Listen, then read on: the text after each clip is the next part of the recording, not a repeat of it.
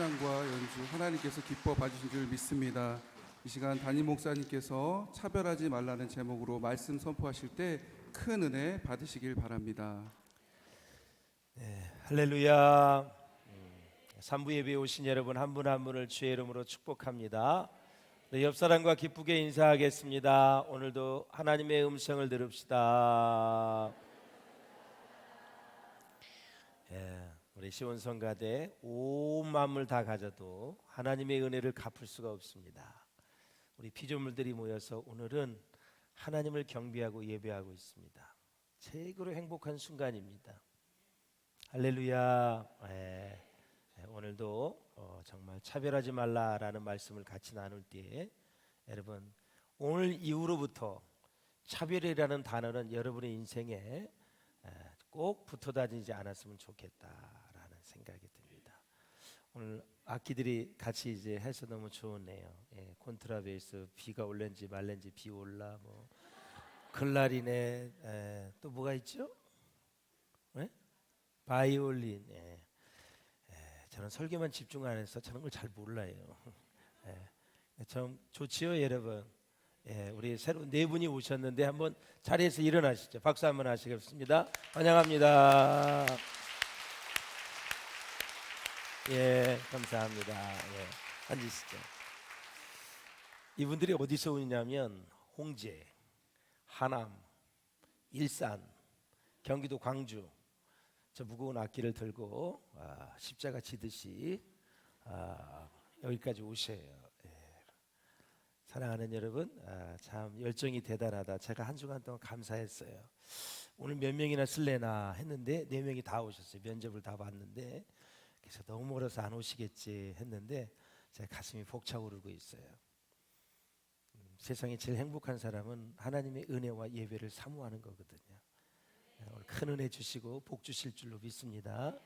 우리 기존의 오케스트라도 우리 박수 한번 해드리시길 바랍니다. 감사합니다. 고맙습니다.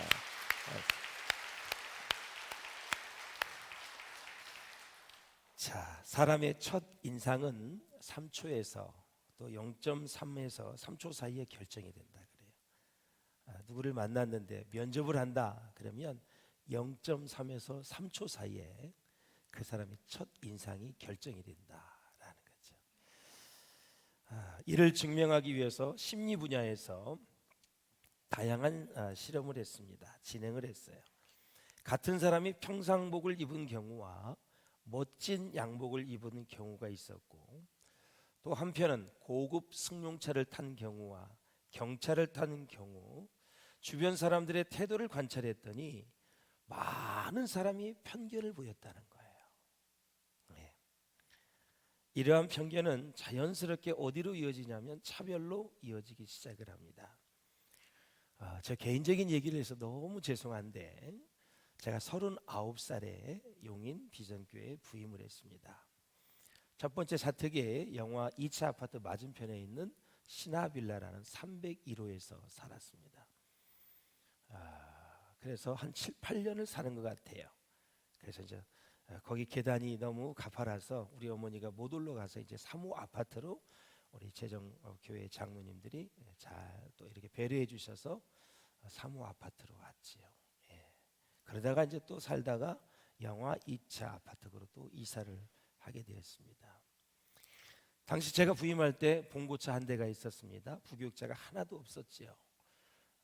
그래서 봉고차가 거의 한 10년이 됐나? 아니요, 그 정도 됐을 거예요. 그래서 이제 우리 교회가 제가 이제 부임하자마자 하나님의 은혜로 성장을 했어요. 그래서 국민일보라든가 각종 방송사에서 아주 간섭을 가지고 핫하게 움직였던 우리 교회. 제가 이제 어느 날 이제 세미나 이제 강사로 이제 서울 모 장충동의 유명한 호텔에 가게 돼 있어요. 이제 봉구차를 끌고 갔지요. 더들더들하고 진짜 짐 싣고 다니는 그 차처럼 그렇게 굉장히 노후화된 차였어요. 그래서 도착을 했는데 직원이 못 들어가게 하는 거예요. 저쪽에 한 사이드가 되라고 막 하면서 못 들어가게. 3번을 내가 얘기했는데도 안 들여보내더라고. 내가 직원한테 잠깐만 와보시라고 오더라고. 선생님, 내가 이 세미나의 주강사입니다. 그랬더니 화들짝 놀라가지고 거의 넙죽절할 정도였었어요. 그리고 한마디가 뭐냐면 윗사람에겐 절대 얘기하지 말았으면 좋겠다. 그 얘기를 해요. 이유는 뭘까? 밥줄 떨어질까 봐. 어떻게 사람을 이렇게 차별을 할 수가 있느냐. 그래서 제가 차를 댈 때까지 발레 자기가 다 해준대요. 그냥 목사님 제가 시동도 잘 못 끄는 것 같아. 드릉드릉 하는데 자기가 다 뒤에다 갖다 주고 내가 갈 때도 쟤네들이 다 해줬어. 발레 파킹을 다 해줬어요. 그 덜덜거리는 봉고를.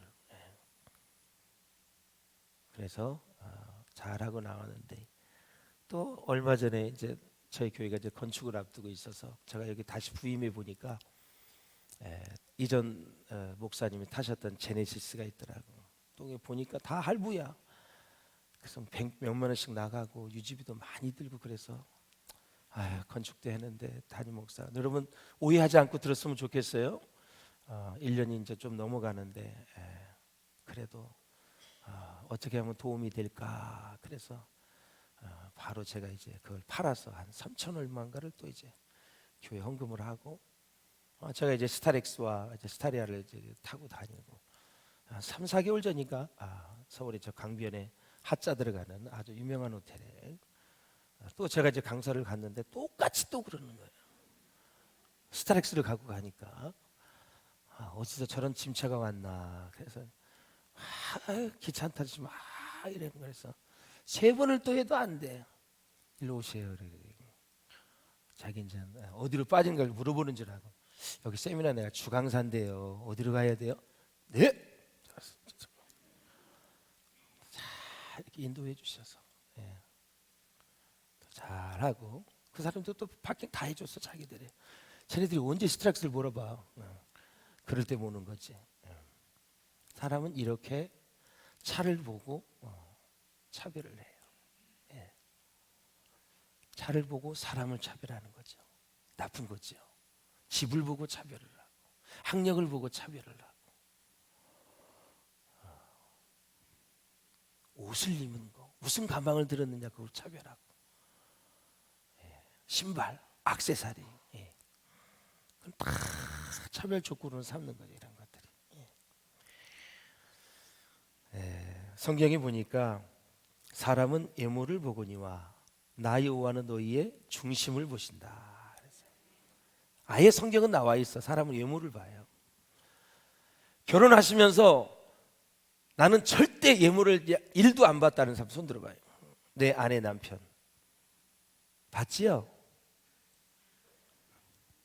특히 남자들은 외모를 많이 보죠. 여자들은 재산을 보고요. 요즘 1위가 재산이에요. 재산.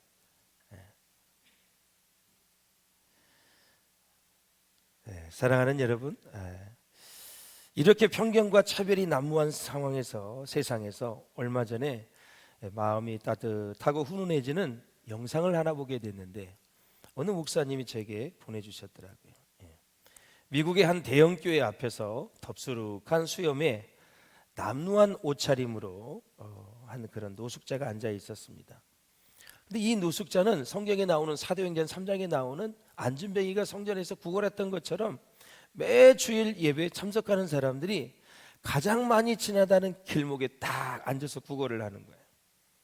이 노숙자는 주일 예배에 그런 참석하는 사람들에게 많은 것을 도움을 요청했어요. 그래서 많은 성도가 먹을 것도 주고 약간의 돈도 주고 그를 위해 기도도 해주고 같이 앉아서 대화의 벗도 해주고 그랬어요. 그러니까 이제 이렇게 관대하게 해주니까 이 노숙자가 막 눈물을 흘리는 거예요. 많은 사람이 교회에 들어가자고 같이 예배하자고 막 얘기를 제안하고 해도 안 들어가겠다고 막 그러는 거예요. 꼼꼼한 분장 덕에 사람들이 알아보지는 못했지만 사실 이 노숙자는 누구였냐면 그 교회 담임 목사님이었습니다.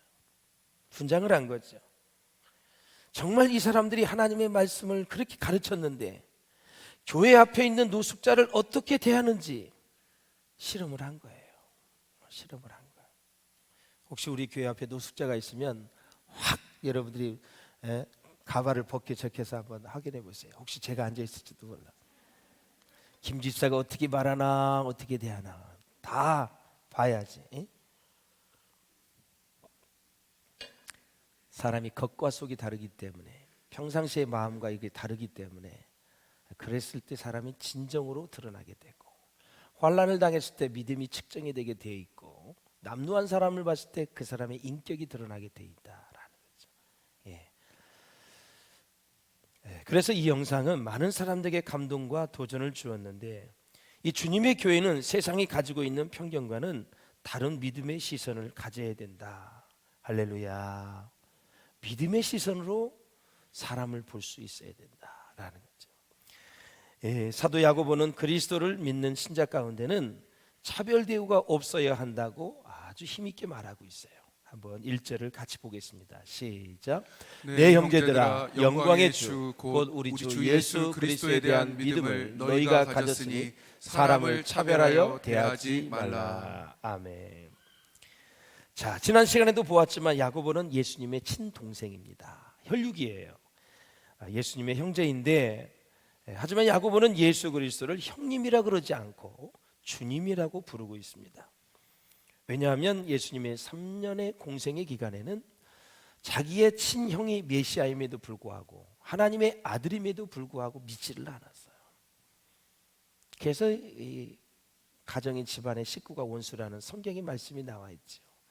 가장 목회자를 홀대하는 사람이 가족 식구들입니다. 같이 살기 때문에 그 예수님이 메시아인데도 믿지를 않는 거예요. 하나님의 아들입니다. 그렇게 많은 공생의 기간에 기적을 베풀었잖아요. 그렇죠?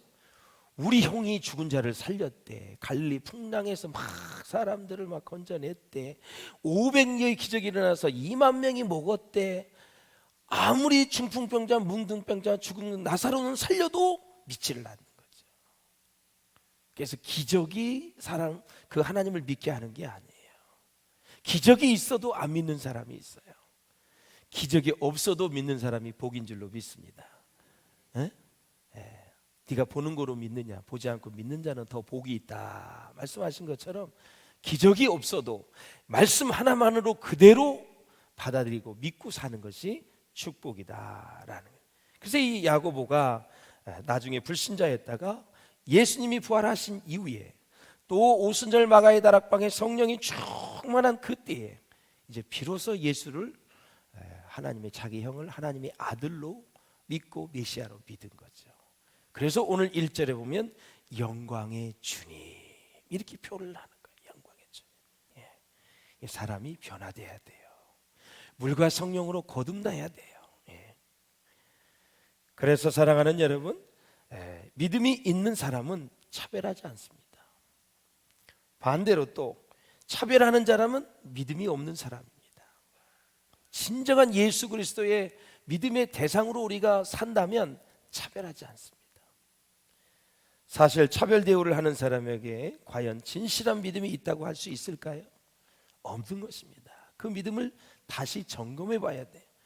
언제 어디서나 차별 대우를 하고 견해를 하는 공동체는 마지막에는 꼭 파괴되고 비극을 겪게 되고 다 분열이 되더라고. 여러분, 우리는 차별을 당할 때 많은 고통과 상처를 받습니다. 장애인, 비장애인, 피부색, 가난, 학교, 지역 여러 가지로 차별을 당할 때 이를 말할 수 없는 고통을 당합니다. 그런데 차별이 없는 곳은 어디일까요? 바로 우리가 하나님께 나와서 예배를 드리는 이곳이 차별이 없는 곳입니다. 여러분. 할렐루야. 이 시간은 사람을 만나는 시간이 아니라 하나님을 만나는 시간입니다. 차별을 있을 수가 없지요. 하나님 앞에서는 가난한 자나 부자나 건강한 자나 병든 자나 아무 차별 없이 모두 다 똑같이 소중한 사람들입니다. 하나님께서는 우리의 겉모습을 보시지 않고 우리의 믿음을 보시고 우리를 축복하신다라는 거죠. 그러나 우리가 조금이라도 방심하게 되면 교회도 사람들의 모이기 때문에 사람을 예물로 보고 차별할 수 있다는 거죠. 차별하는 사람은 하나님 앞에서 큰 죄를 짓는 것입니다. 1절을 한번 보십시오. 믿음을 너희가 가졌으니 차별하지 말라 그랬거든요. 그러니까 이 신앙, 이 믿음을 근거로 해서 사람을 외모로 취하지 말라라는 거죠. 외모로 취하지 말라. 근본적으로 하나님과의 관계에 있다라는 말씀입니다. 그래서 이 야고보가 예수님을 제대로 믿고 나니까 뭐라 그러냐면 영광의 주다. 하나님과의 관계가 이어졌다라는 사실이죠. 자, 이 영광의 주는 사도 야고보가 아주 즐겨 쓰는 특별한 용어거든요. 여러분과 이제 대화를 해보면 사람은 저마다 특별한 용어를 신앙 용어나 뭐 세상 용어나 많이 쓰는 단어가 있어요. 이 사도 야고보는 영광의 주님이라는 단어를 참 많이 썼어요. 자, 예수님의 제자들이 근본적으로 실수했던 일이 다름이 아니라 영광의 메시아만 생각을 했고 고난의 메시아는 생각을 하지 못했다라는 거죠. 이제 예수님의 이스라엘의 왕이 되고 유대 나라의 왕이 되고 그 다음에 로마까지 정복을 해서 왕이 되면 나는 정치적으로 좋은 포지션을 가질 수 있다, 이런 생각을 하는 거죠. 그래서 제자 중에 그 어머니는 그 자녀 두가 예수님을 따라다니니까 제자니까 하나는 우의정에 하나는 좌의정에 자기 아들을 그렇게 해달라는 거예요. 이 완전히 지금 메시아의 그 개념이 좀 자리 잡지 못하고 있는 상황이죠. 세속적인 왕, 세상의 왕을 생각하고 있는 거예요. 그러나 예수님은 죄인을 구원하시기 위해서 이 땅에 오셨거든요. 할렐루야. 사랑으로 이 세상을 정복하러 오셨거든요. 정치적인 왕이 될 것으로 생각하고 그들은 한 자리 해먹기 위해서 굉장히 여러 가지 생각을 많이 하고 있었다. 그런데 예수님이 십자가에서 처참하게 무기력하게 죽어가니까 모든 소망과 희망이 다 사라진 거죠. 사랑하는 여러분, 믿음은 하나님께서 우리에게 주신 가장 귀한 선물입니다. 선물이에요. 그 믿음의 시선으로 한 영혼을 바라보게 되면 차별하지 않을 것이다 라는 거죠. 이삭은 예서를 편애했습니다. 리브가는 야곱을 편애했고요. 야곱은 12명의 아들 중에 요셉을 편애했습니다. 그 결과 형제들의 질투와 시기 때문에 요셉이 종으로 팔려가게 됐지요. 다 부모의 차별 때문에 생긴 일입니다. 저는 이런 얘기를 우리 목사님한테 들었습니다. 어느 작은 개척교회에 아주 매력적인 여인이 등록을 해서 아주 열정적으로 교회를 섬겼다고 해요. 그런데 다른 여자들은 이 여성이 잘난 체 하기 위해서 작은 교회를 다닌다고 생각을 했습니다. 그래서 열정적으로 섬기는 이 여인을 잘 대해주지 않았고 심지어 차별까지 했다, 그런 얘기를 해요. 나중에 알고 보니까 이 열정적으로 등록을 해서 헌신한 사람은 얼마 전에 암으로 수술을 다 이제 하고 나서 회복 중에 하나님의 은혜가 너무 감사해서 와서 그렇게 섬겼다라는 사실을 뒤늦게 알게 된 것입니다. 사랑하는 여러분, 겉으로 보기에는 아무 어려움 없이 잘 사는 사람 같아 보였지만 다 사람의 마음속에는 지푸라기라도 잡고 싶은 간절한 마음으로 교회에 나오신 분들이 다 대부분입니다. 여러분, 누가 속사정을 다 얘기하겠어요? 나만이 알고 있는 속사정이 있습니다. 여러분, 근심거리가 있어요. 다 그래서 교회에 나오는 거예요. 우리는 다른 사람들의 마음속을 들여볼 수 없기 때문에 그 사람이 무슨 생각을 하고 있는지, 어떤 상태에 있는지는 다 몰라요. 그 여자가 그렇게 열심히 하면 아유, 집사님 이름이 뭐예요? 참 좋다. 오히려 국밥이라도 하나, 뭐 짜장면이라도 한 걸 사줘야지. 거기서 시기 질투하고 내 쫓아버리려면 어떻게 되는 거예요? 이게 교회의 모습인가요, 여러분? 아무튼 열심히 하면 꼴을 못 봐. 왜 그런지 몰라. 이렇게 설교를 들어도. 옆 사람 한번 얘기해 보세요.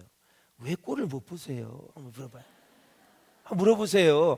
인사하는 사람은 그 사람으로 내가 간주할 거예요. 왜 그 꼴을 못 보냐고, 좋게를 못 보냐고. 내가 다른 사람을 그렇게 하는 것도 차별이지만 내가 특별하게 다른 사람에게 대우받고 싶은 것도 차별입니다. 역차별이에요, 역차별.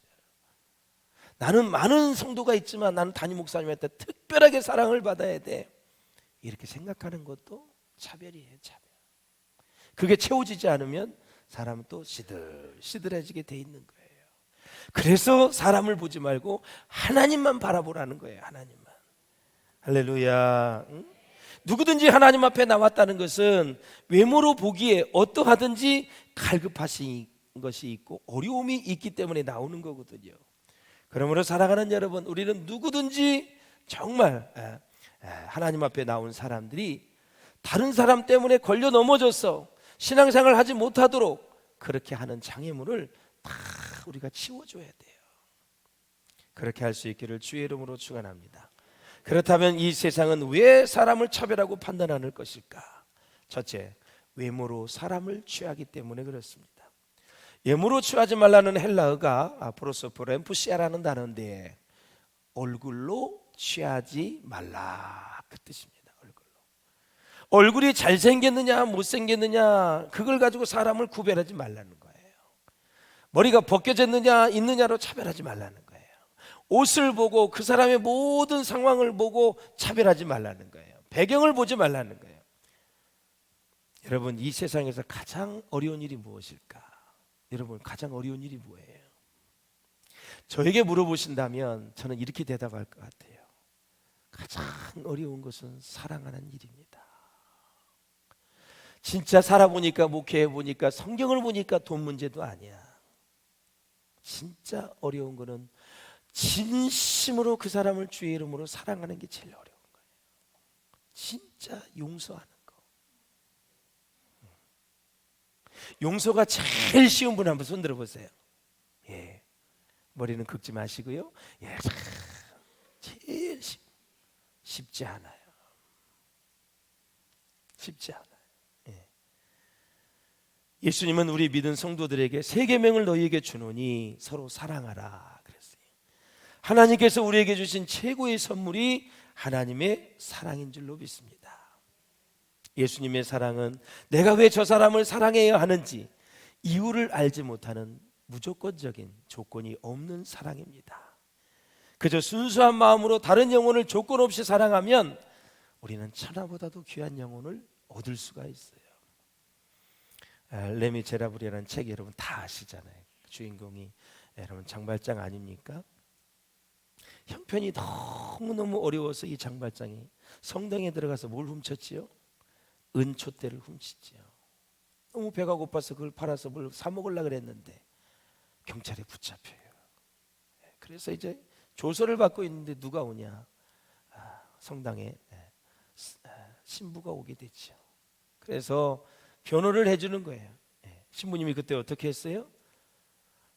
이 장발장이 이 은촛대를 훔친 것이 아니고 자기가 줬다. 몇 개를 줬다? 2개를 줬다 얘기를 해요. 하나만 가지고 갔다고 해서 나머지 하나를 더 주려고 내가 여기까지 왔다고 얘기를 해요. 결국 이 사랑이 장발장을 완전히 새로운 사람으로 만들어 놓죠. 외모를 바탕으로 판단한 것은 선지자 사무엘도 피하지 못한 결정적인 실수였습니다. 이제 사울 왕이 하나님으로부터 버림을 받은 뒤에 사무엘은 기름 뿔병을 가지고 베들레헴 이색에 가서 그의 아들들에게 기름을 부으라 그랬어요. 첫째 아들이 누구지요? 엘리압입니다. 키가 엄청나게 커요. 용모가 잘 생겼어요. 엄청나게 대단하게. 그래서 이 첫째 엘리압이 첫째 아들이 사울의 왕을 이어서 될 것이다.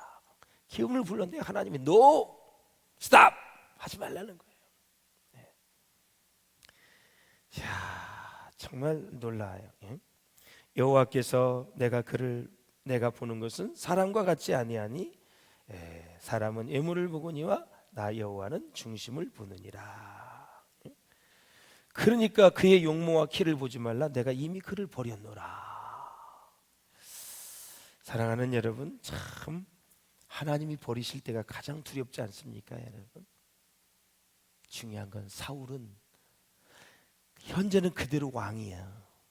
왕의 직책이 있는데 하나님은 이미 그를 버렸어요. 내가 지금 목사와 장로, 권사, 한수 집사로 지금 사역을 하고 있는데 하나님이 버린 사람이 있어요.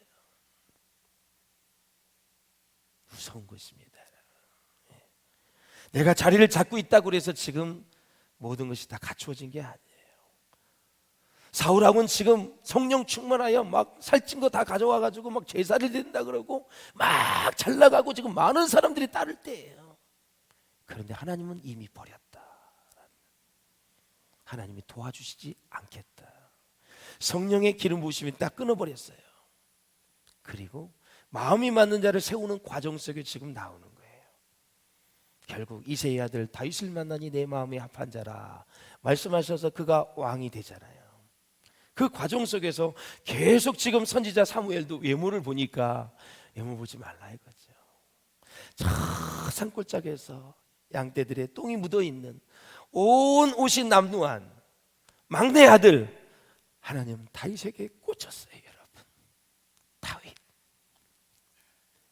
아버지도 형들도 전혀 관심이 없는 먼 깊은 산골에서 자기의 일에 충실하며 밤에 밤하늘 별을 보며 달을 보며 말씀을 묵상하고 그 양떼들을 지키기 위해서 사자 입을 찢고 그 모든 것을 하나님이 보고 있는 거예요. 7제까지 갔는데도 아니다. 사람은 보는 거와 내가 보는 건 다르다 이거죠. 또 다른 아들이 없느냐? 한참 생각했더니 저 깊은 산 쪽에 막내 아들이 있다고. 누구냐? 다윗입니다. 그를 데려와라. 자, 이 성경을 보면 하나님은 하늘나라에 있는 사람들을 다 보고 계시는 거예요. 네. 여러분, 하나님 앞에 인정받을 수 있기를 주의 이름으로 축원을 드립니다. 네. 외모가 아무리 그럴듯해도 속사람이 받쳐주지 않는다면 그에 대한 좋은 평가는 절대 오래가지 못한다라는 거예요. 우리는 늘 속사람, 중심 내면을 잘 가꿔야 됩니다. 다른 사람의 중심을 보려는 노력을 게을리하지 말아야 된다. 둘째, 왜 사람은 차별하고 판단하나? 가진 것으로 평가하기 때문에 그렇습니다.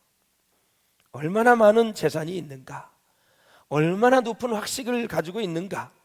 얼마나 큰 권력을 갖고 있느냐? 얼마나 지위가 높으냐? 그런 걸 가지고 우리는 평가할 때가 많이 있어요. 그러나 우리는 하나님의 기준으로 보아야 할 줄로 믿습니다. 어느 목사님이 그런 얘기를 하더라고요. 자기 교회 서울에 있는 분인데 전부 고위직에 등록을 했대요. 장관 같아 보니까. 예. 그 이유를 들어봤어요. 예. 왜 등록을 했대? 그랬더니 그 이전 교회에서는 모든 자리, 모든 상황에서 특별 대우를 하는 거야. 장관이 막 하면서. 그러니까 자기는 그게 너무 싫은 거야, 이 장관이. 예. 어디를 가나 불편한 거야. 그래서 이 교회를 옮겨야 됐다 그래서 제가 잘 아는 목사님 교회로 옮겼더라. 난 우리 황미상 권사님 시의원인데 시의원이 안 했으면 좋겠어. 또 떠나갈지 몰라. 그냥 황미상 권사님 정치를 하든 뭐를 하든 어떤 상황이든 교회에서 대접을 받으려고 하는 것은 섭섭하다는, 대우받는 것이 섭섭하면 이미 물과 성령으로 거듭나지 못한 거거든요. 그래서 그 장관이 그 교회를 왔다는 거예요. 반대 케이스가 있어요. 어떤 목사님 또 이렇게 얘기해요. 자기 교인 중에서 S자로 들어가는 기업의 총수에 관련된 재력가가 왔다는 거예요. 부인이. 근데 이 부인은 얼마 있다 또 떠났대. 또 이 교회를. 왜 그러냐 그러니까 이 부인은 교회 성도들이 자기를 안 알아주니까 또 교회를 떠났다는 거예요. 한쪽은 너무 알아주니까 떠났고 너무 안 알아주니까 떠나고. 그래서 말씀대로 살아야 되겠다. 우리 교회에서는 대통령이 와도 누가 와도 하나님 앞에서 죄인입니다. 할렐루야. 네. 교회에 나와서 명함 내밀지 마세요. 절대 내밀지 마세요. 겸손하세요. 아무것도 없는 것처럼, 다 가져도, 다 배워도 아무것도 모르는 것처럼, 많은 사람을 알아도 한 사람도 모르는 것처럼 겸손하게. 그게 주님이 가르쳐 주신 공동체가 아닐까요? 할렐루야. 우리가 가졌으면 얼마나 가졌습니까, 여러분? 우리가 잘났으면 얼마나 잘났습니까? 우리는 다 하나님 아래 죄인입니다. 나는 죄인입니다. 난 죄. 네. 모두 다 지옥 갈 사람들인데 예수 그리스도의 십자가의 공로로 구원받은 거, 이 사실밖에는 가치가 없는 거예요. 그것만 생각하며 삽시다, 여러분. 그러면 돼요. 그러면 돼요. 예. 항상 평등한 대우에 내 마음이 만족해야 됩니다. 평등한 대우가 아니더라도 밑에 내가 대접을 받아도 예수가 내 안에 계시니 만족할 수 있기를 바랍니다. 제가 이전 교회에서 부목사로 있었을 때 10년이 넘었군요. 예.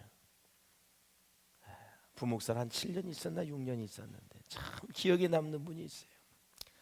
목회를 하다 보면 참 기억에 남는 분이에요. 그님은 자녀가 셋인데 한 50대 중반에 만나고 제가 전도사에 떴었어요. 늦게 신학을 하고 직장을 다니고 갔기 때문에 제가 이제 가장 가난한 지역의 공동체도 맡았고 가장 부유한 지역의 공동체를 맡는데 빈부차가 너무너무 심해. 근데 이분은 아주 가난한 공동체에 있었던 분이에요. 남편이 먼저 떠나고 이제 세 자녀를 다 양육해야 되는 그런 사람이거든. 우리 그 예전에 우리 믿음의 선배들은 아주 김치든 뭐든 먹을 거 있으면 목사님을 이렇게 갖다 드리고 그런 거 있잖아요. 이분이 방 한 칸에서 살고 세 자녀를 데리고 사는데 그렇게 뭐가 있으면 이 목사님 전사님을 섬기는 거야.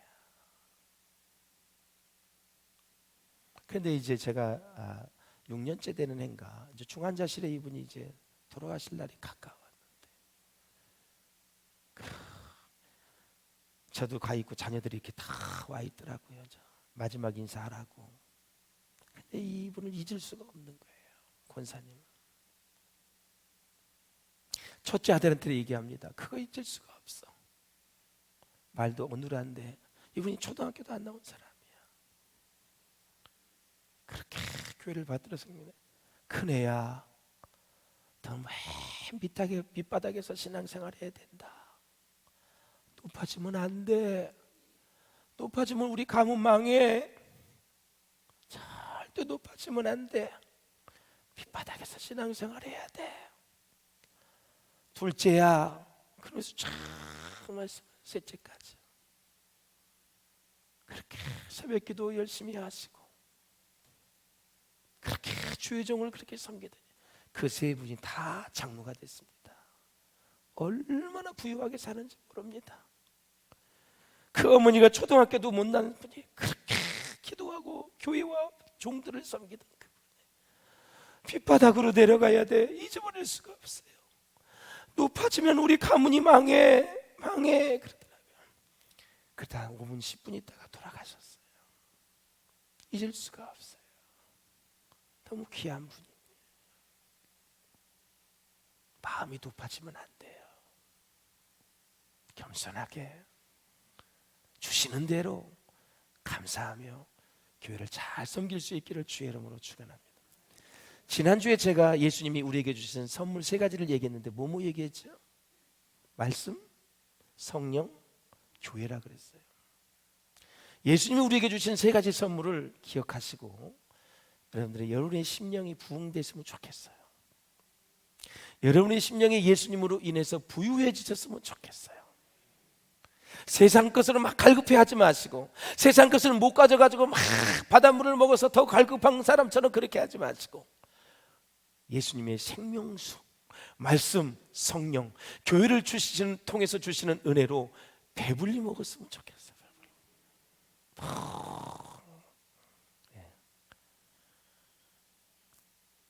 사랑하는 여러분, 그렇습니다. 우리가 지난주에 우리 불기둥에도 말씀을 드렸죠. 조지 뮬러 목사님이 새로운 교회 등록을 청빙을 받아 갔는데 맨 앞쪽서부터 가격이 자리에 매겨져 있다. 너무 놀랐잖아요. 너무. 그래서 조지 뮬러 목사님이 부임하자마자 이게 뭐냐고 재정 장로님한테 물어봤더니 이 가격표를 써놓은 것들을 안 하면 교회가 운영이 안 된다는 거죠. 이건 아니다 생각을 해요. 맨 앞자리는 진짜 돈을 많이 내야 되는 자리. 최영 집사님 돈 많이 돼. 거긴 돈 100만 원도 넘는 자리야. 맨 앞자리가 제일 높고 저 맨 뒷자리는 아주 그냥 싼 자리. 그래서 설득을 시켜서 없애도 하나님이 운영하게 해줄 테니 없앱시다. 그래서 없앴더니 교회가 인산인해로 등록을 하는 거예요. 말씀대로 가야 돼요. 교회는 사람을 차별하면 안 돼요. 굉장히 연약한 사람들, 가난한 자들, 어려운 자들을 보듬을 수 있는 교회. 그런 사람들에게 더 한 번 관심을 두고 더 한 번 이야기하고 더 한 번 찾아가고 그런 사람들에게 마음을 갖는, 이게 진짜 교회의 모습인 줄로 믿습니다. 여러분, 영적인 눈을 가진 사람은 다른 사람의 행복을 이제 보고 부러워하는 것이 아니라 그들이 당하는 고난의 강도를 보고 부러워한다라는 것이죠. 여러분, 다른 사람의 소유를 보고 부러워하지 말고 저분은 저렇게 큰 고난을 당하는데 야, 믿음으로 이겨나가네, 그걸 보고 부러워하라는 거예요. 믿음으로 이기는 모습을 보고 나도 저렇게 하면 이길 수 있겠지 하고 그렇게 하라는 거예요. 나는 2부 예배 끝나고 오는 집사님이 상담을 왔는데 직장생활 그렇게 열심히 하는데 상사들이 굉장히 인격적인 힘들게 하는 얘기를 한다 그러더라고요. 그래서 내가 잘 이기라 그랬어요. 허점을 주지 말아라. 못된 이 상사들이 굉장히 후벼 파거든, 마음을. 사람이 업무를 못해서 하는 건 상관없어. 인격적으로 모독하는 거는 그냥 참을 수가 없는 거거든. 저도 어려운 시련을 다 겪고 왔는데 이 한 마리가 정말 서운하더라고. 다 목사님 크게 해주기 위해서 허락한 거예요. 앞으로 다 목회하려고 쉽게 그렇게 얘기하지만 당시 듣기에는 진짜 미치고 환장. 그리고 어떤 사람은 옷을 맞는 걸 입어야지요, 또 그런 소리를 해. 2번 죽이는 거지요. 말이라서 다 말이 아니거든요. 그 사람의 형편을 다 모르기 때문에 함부로 말을 해서는 아니 된다라는 거죠. 너무나 어려운 사람한테 이 말하면 안 돼. 당신 큰 그릇 만들라 그러는 거야. 당신 축복 더 많이 주려 그러는 거야.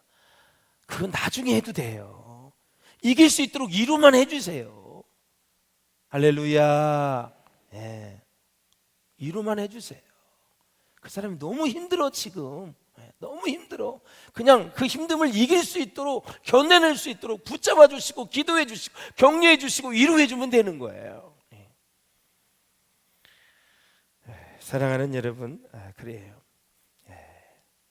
위대한 신앙은 넉넉한 가운데서 만들어지는 것이 아니에요.